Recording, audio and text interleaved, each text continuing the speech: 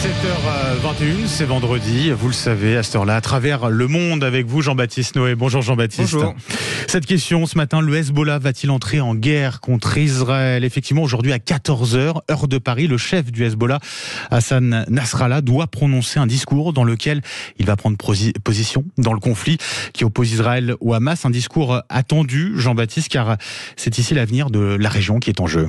Tout à fait. Hassan Nasrallah a été surnommé l'homme le plus puissant du Moyen-Orient. Il dirige le Hezbollah depuis 1992. Il n'est pas intervenu publiquement depuis l'attaque du 7 octobre dernier et il a annoncé mardi dernier, ses services ont annoncé mardi dernier qu'il allait parler cet après-midi.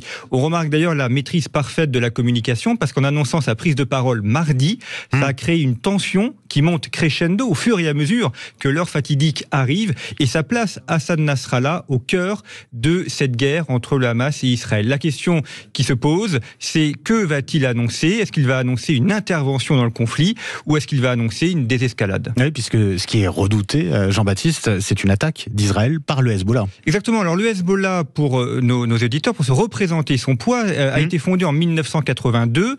Il est financé par l'Iran, c'est une excroissance de l'Iran, et il est solidement implanté au Liban. D'ailleurs, son QG est basé à Beyrouth.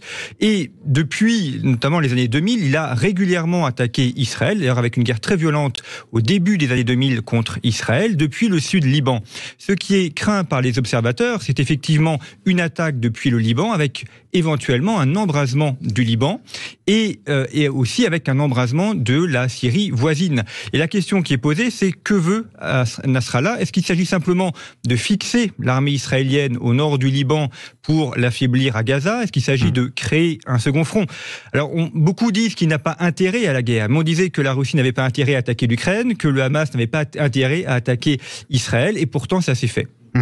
Au-delà d'Israël, Jean-Baptiste, c'est finalement tout le monde musulman qui est concerné par cette prise de position à venir. Oui, parce que derrière le Hezbollah, c'est l'Iran. Le Hezbollah est financé par l'Iran. Le Hezbollah n'agit pas sans ordre de Liban. Hassan Nasrallah lui-même est nommé par l'ayatollah qui dirige l'Iran. Donc c'est la position de l'Iran qui est en jeu. Un Iran qui, depuis longtemps, a l'Israël comme étant son principal adversaire. Il y a un Iran qui veut aussi manipuler l'opinion musulmane à son profit.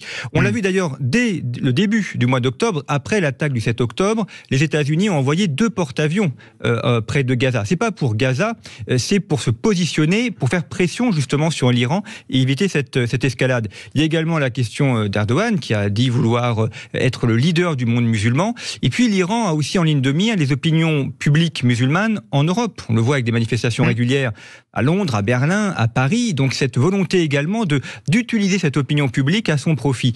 Et ça, Hassan Nasrallah le sait, le rapport de force n'est pas forcément en faveur des Occidentaux. Et donc la question c'est de savoir, et on aura la réponse cet après-midi, si l'homme le plus puissant du Moyen-Orient est prêt à y déclarer la guerre. Ouais, avec déjà des échanges de tirs qui ont eu lieu hier, qui se sont intensifiés au niveau de la frontière libanaise. Exactement, il y a eu des échanges de tirs et des villages qui ont été attaqués. Et là aussi, c'est une manière de mettre la pression sur Israël et de montrer que le Hezbollah est prêt à l'affrontement.